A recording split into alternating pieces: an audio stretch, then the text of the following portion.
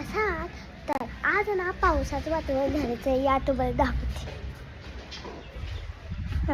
इकडं ढग ना पूर्ण आणि इकडं पूर्ण जरा जरा नॉर्मल आहे.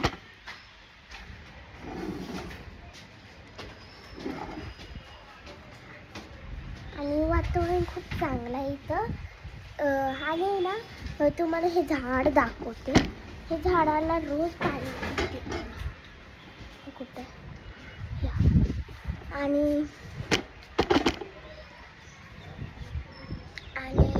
इथं सगळं वातावरण चांगलं झाले. आणि लहान मुलांना पावसात भिजायची एक्साइटमेंट आहे. म्हणजे पाणी तुला काढलं लगेच स्विमिंग पूल वॉटर पार्क नदीला पाहायला जायचं तसंच असते.